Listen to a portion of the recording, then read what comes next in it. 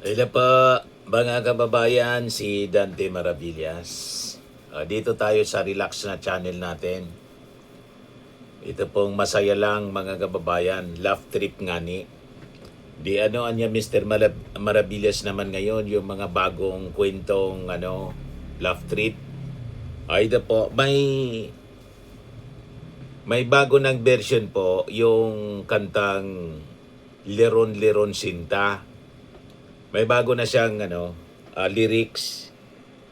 So ano anya Mr. Maravillas yung bagong version? O ito na ngayon ang version ng Leron Leron Sinta. Loren Loren Sinta, dating may maleta, kumampi kay Sara, kay Tolfo na punta.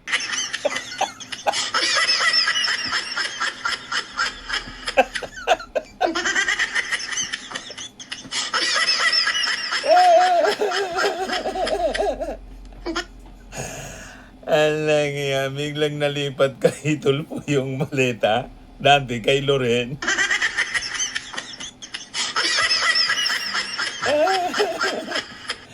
Kumampi lang kay Sara mga kababayan, napunta doon sa mga Duterte senators. Biglang nalipat mga kababayan. Kay Tulfo yung maleta. Mula kay Loren. Nadamay tuloy si Tulfo. Si Loren, safe na.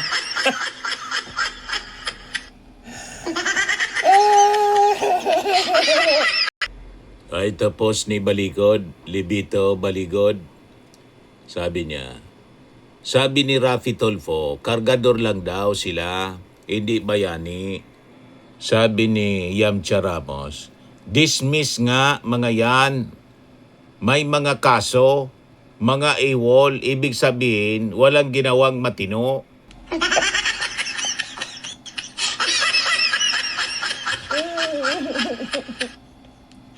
Basag na basag si Libito Baligo.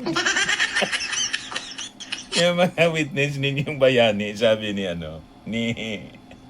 Loren, wala man na niyang ginawang matino, dismiss, iwol.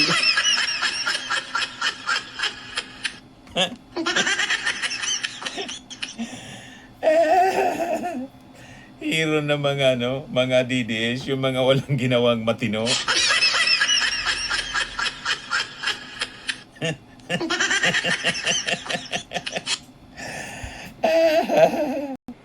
Ito, sabi dito sa post ni Hinaro Martinez, bilyon ang idiniliver ng ex-Marines pero hindi sigurado ang address.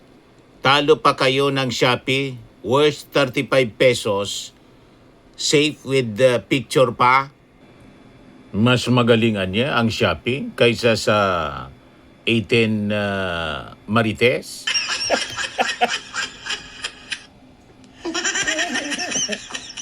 Talo ng Shopee, yung Shopee may resibo.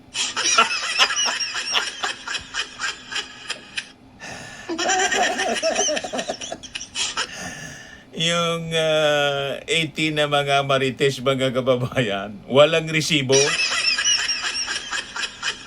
Puro peke yung pinakitang ebidensya.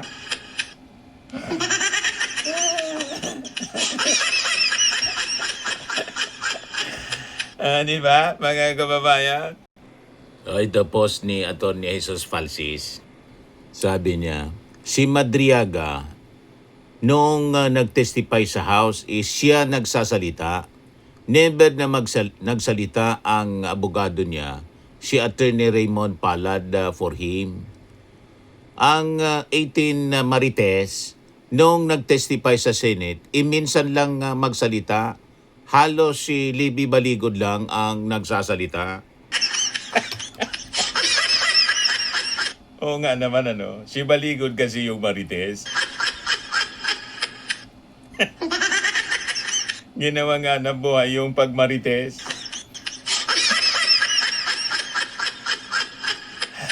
dinamay yung mga sundalo na walang hanap buhay kasi AWOL.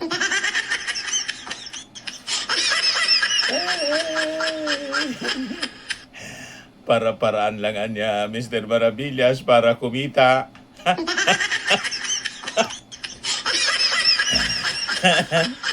Oo nga naman po. O ito post ni Antonio Contreras, professor and columnist. Sabi niya, baligod logic. Kung may duda sa 18, meron pa akong 14. Matinong logic. Dispalinghado nga ang 18 mo. Bakit pa kami maniniwala sa 14 na yan?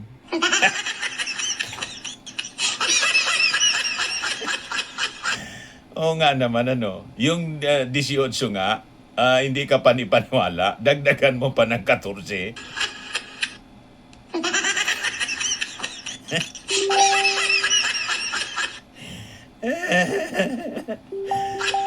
Hindi nga tayo naniwala sa 18, sa 14 pa. O di ba, mga kababayan? Talagang close na panluloko yung mga ginagawa nito mga taong ito. Ginawa nga na buhay po yung panluloko. O di ba? Oh, may dagdag na pong karton. Sabi ni Waraynon Florista, sabi na nga ba welcome to Cartoon Network, Mr. Alan Cayetano. Sino naman kaya ang susunod na karakter? Galing talaga, makukumpleto na rin ang mga Pokemon. Yan po, nauna na si Bato, si Digong, pati si Sara pala.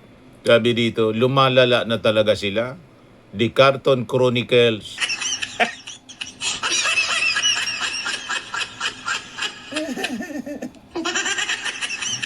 Puro na naging karton at naging tropang Pokemon.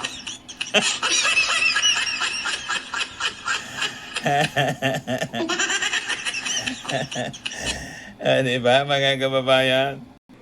Ito si Alan Peter Cayetano, sabi dito. Sabi niya, dalawang Senado natin ngayon. We have the Senate of the Philippines and the Senate of Malacanang. Pagsapit ng gabi, June 8, nilapitan ni Cayetano si First Lady Lisa Marcos sa event para kausapin.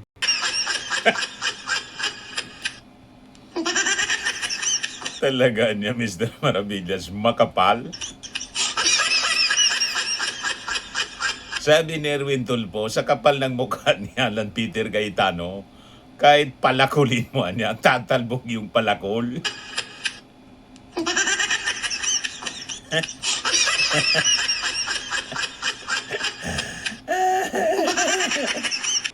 Ito post ni Malin Sirano, sabi niya, kung DDS ka noon, naiintindihan ko pa, kasi naging DDS rin ako.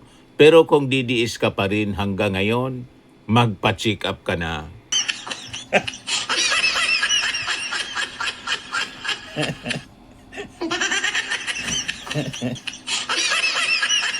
Ibig sabihin, may sakit na. Pa-check up na. May sakit na sa utak.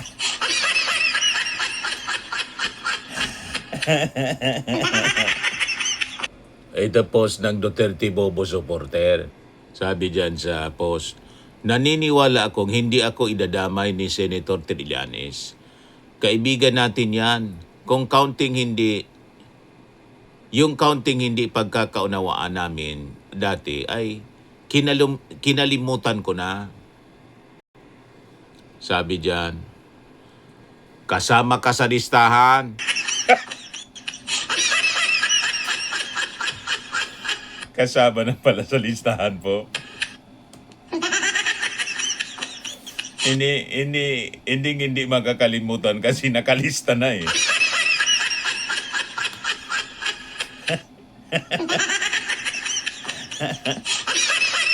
Nakasulat na sa ulo ni Bato.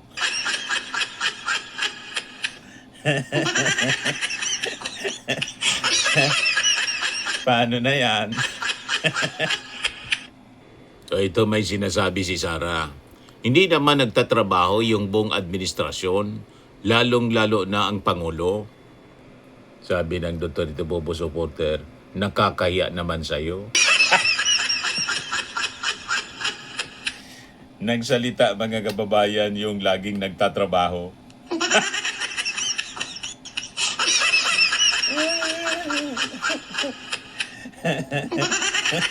Di ba?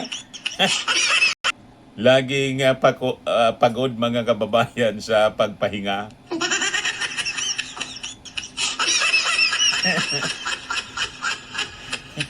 Nasobran sa pahinga kaya pagod.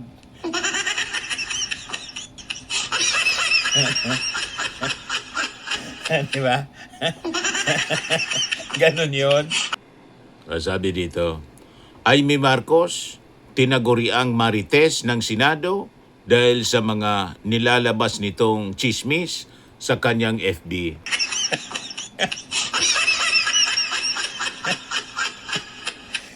Sabi nga mga kababayan doon sa Senado, si Migs Zubiri, mas credible pa si Inday Badiday.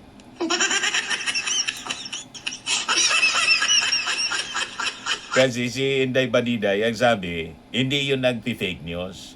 Puro totoo yung kanyang kwento.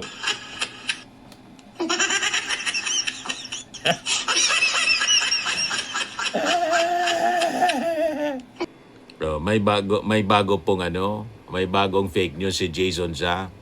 Sabi niya, petisyon para kilalanin ang 12 na new majority sa Senate ni Gatchalian, ibinasura ng Korte Suprema.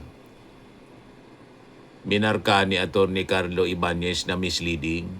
Sabi ni Atty. Carlo Ibanez, Hi Jason Za, nakulong ka na at lahat. Patuloy ka pa rin sa pagpapakalat ng fake news and misleading news. Yes, this post is misleading and appears to be malicious. Ang totoong nangyari, hindi pinansin ang petisyon dahil sa kawalan ng local standing ng petitioner. Ibig sabihin, walang karapatang mag-file ng kaso ang petitioner. Supalpal na naman po si Bungal.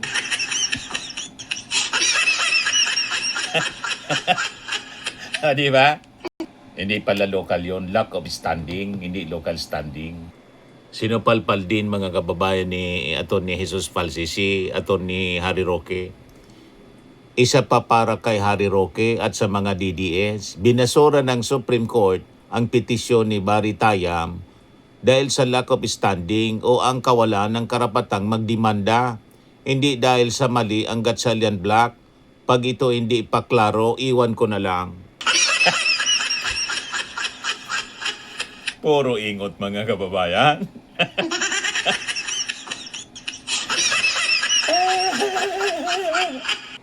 Ito post ni Harry Roque 3 hours ago. Sabi niya, depensahan po natin ang ating Senado.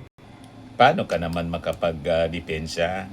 Hindi po kayang depensahan ang Senado ng isang takas sa batas.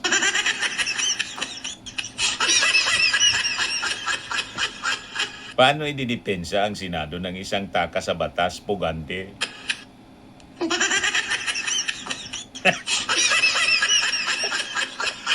Di ba? Hindi ka nga makauwi dito eh. Paano didepensahan yan? Depensahan muna yung kaso mo. Umuwi ka na rito.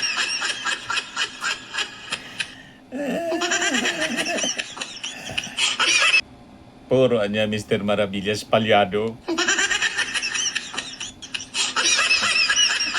Palyado ang utak. Ayan lang po mga kababayan ng ating mga kwentong katatawanan.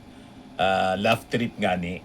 Yan. Kung hindi pa po kayo mga kababayan nakapag-subscribe dito sa ating YouTube channel, Laugh Trip Ngani, i-click subscribe po ninyo. Pakishare naman po ninyo sa inyong mga kakilala at kaibigan para sila naman po ay sumaya. Ayos! Bye-bye!